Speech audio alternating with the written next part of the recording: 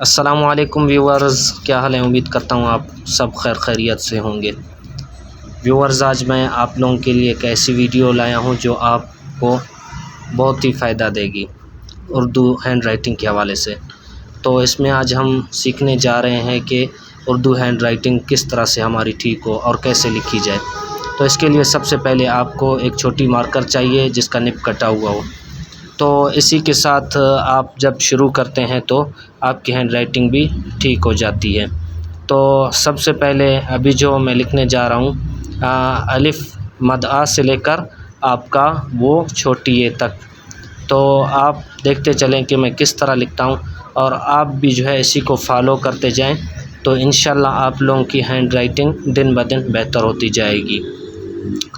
تو بڑا با لکھنا ہے تو اس طرح لکھا جائے گا، چھوٹی اس طرح، اور باقی جیم کے لکھنے کا طریقہ جو ہے وہ نارمل ہے، وہ بیچ کی لائنوں میں لکھا جاتا ہے، پھر آخر کی لائن تک جو ہے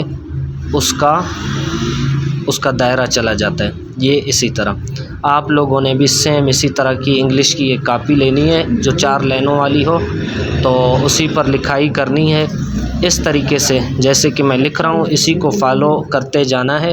تو انشاءاللہ امید ہے کہ کچھ ہی دنوں میں آپ لوگوں کی ہینڈ رائٹنگ میں کافی فرق آ جائے گا۔ تو ابھی سین کے لکھنے کا طریقہ یہ ہے کہ آپ اوپر سے جب اس کو شروع کریں گے تو اس کے جو دانت ہیں یہاں پر رک کر پھر یہ نیچے کی طرف اس کا پیٹ چلا جاتا ہے اور اس کی گولائی جو ہے پھر واپس اسی لائن تک پہنچ جاتی ہے درمیان والی، ٹھیک ہے۔ تو شین کے لکھنے کا طریقہ بھی کچھ اسی طرح ہے، آپ شین کو جب لکھتے ہیں تو وہ بھی سیم سین کی طرح ہوتا ہے۔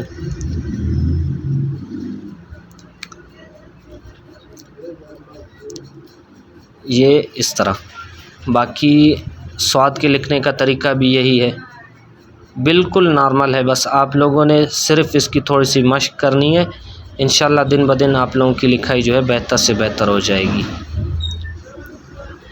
یہ توائن بھی اس طرح لکھا جاتا ہے۔ عین کے لکھنے کا طریقہ جو ہے وہ جیم کی طرح ہے، یہ بیچ کے دو لائنوں کے درمیان اس کا سر آئے گا، باقی کے نیچے کی 2 لائنیں ہیں اس میں جو ہے اس کی گولائی آ جائے گی۔ اسی طرح فا، جب آپ نے تا لکھا تو آپ کے لیے فا لکھنا بھی انشاءاللہ آسان ہو جائے گا۔ پھر اس کے بعد ہے قاف 2 نقطوں والا، اس کے لکھنے کا طریقہ اس طرح۔ باقی کاف جو کش والا ہے آپ کا، جب وہ آپ بڑی لکھتے ہیں تو اس طرح کھینچنا ہے اس کو اور اس طرح اس کا وہ دے دینا ہے کش، اور گاف جب لکھیں گے تو وہ چھوٹا کر کے لکھیں گے۔ یہ کاف اور گاف دونوں ایک ہی چیز ہیں، آپ کی مرضی آپ انہیں بڑا لکھیں یا چھوٹا لکھیں۔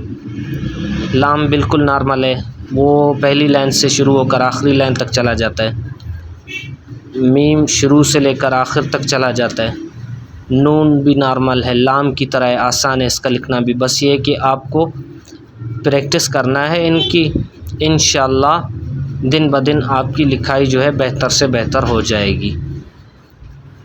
تو ویورز، امید کرتا ہوں کہ یہ میری ویڈیو آپ لوگوں کو پسند آئی ہوگی۔